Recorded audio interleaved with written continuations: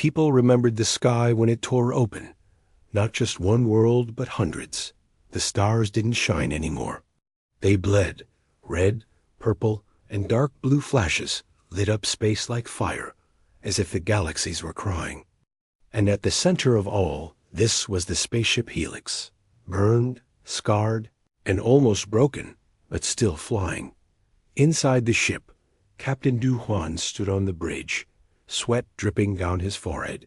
His uniform was ripped, and his left eye was swollen shut, but he didn't care.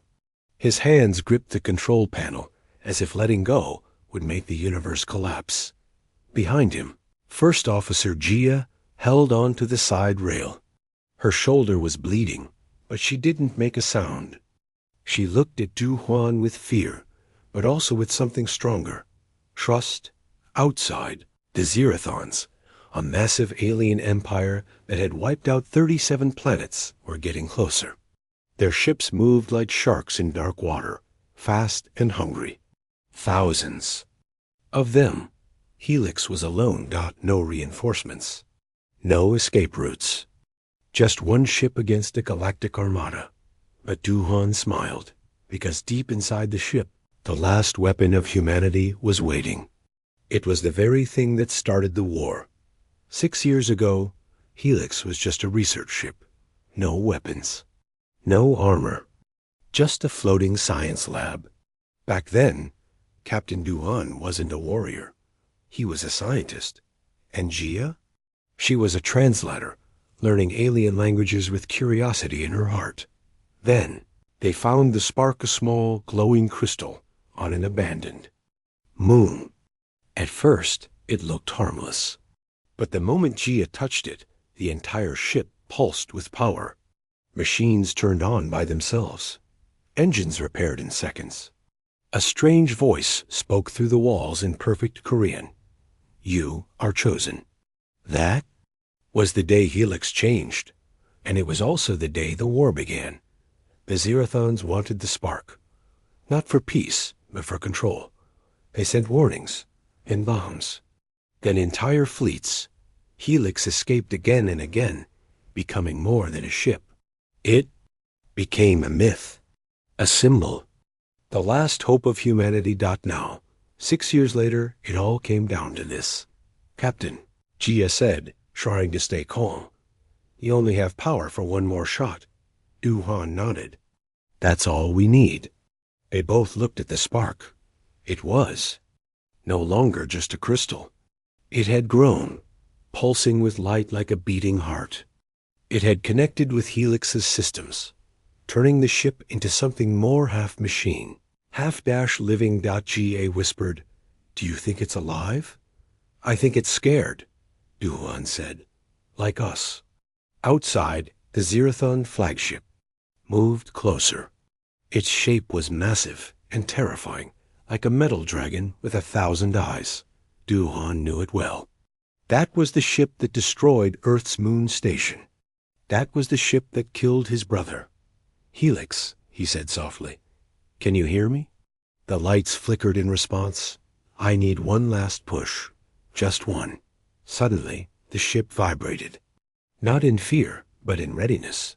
The spark glowed brighter, and the walls of the ship seemed to shimmer like water. Gia stepped back as a strange energy flowed through the floor, through the metal, through them. Do-hwan, she whispered. What's happening? He didn't answer, because the spark had begun to speak again. The final choice must be made. You can destroy them, but you may not return. Do-hwan understood. To fire the last weapon, he had to fuse with the spark, not just physically, but mentally. His thoughts would become commands, his memories fuel. He would no longer be human. He would become part of Helix forever. Gia looked at him. Her eyes were wide, wet with tears. You're not thinking of? I have to, he said softly. She grabbed his arm. No, there must be another way. There isn't, he replied. You know that. Silence filled the bridge. Then Gia said, Then I'll do it too. Do-hwan froze. I won't let you go alone. He looked into her eyes, saw the fear, the love, the pain. And he nodded. Together, they placed their hands on the spark.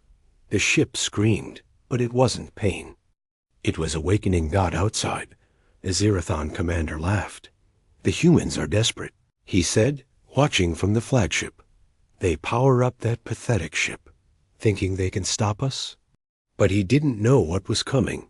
Suddenly, Helix moved, not like a ship, but like a living thing. It stretched, changed shape, glowed. Wings of energy spread from its sides. The spark had fused with Do-hwan and Jia, turning them into the heart and mind of the Helix. Inside, they could feel everything: the stars, the fear, each other.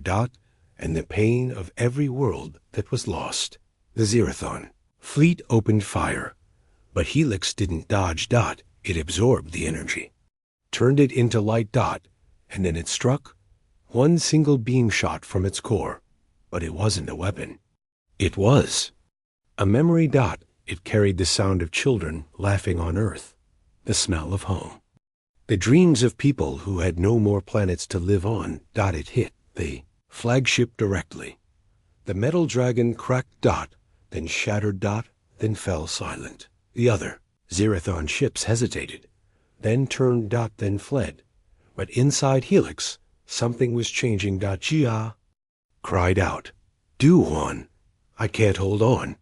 The spark was pulling them deeper. Do-hwan grabbed her hand. I'm here. I won't let go. Their minds were fading, becoming one with the ship, and yet they felt peace. All the pain was behind them. Do-hwan whispered, We did it, Jia. She smiled weakly. We saved them. Outside, the stars began to shine again. Years later, people would tell stories of the ghost ship Helix. They would say it appears when all hope is lost, that a man and a woman fly it together, forever. That they don't speak, but they listen, and that their ship still glows with the last heartbeat of humanity's courage. Because some heroes don't return. Some heroes become legends.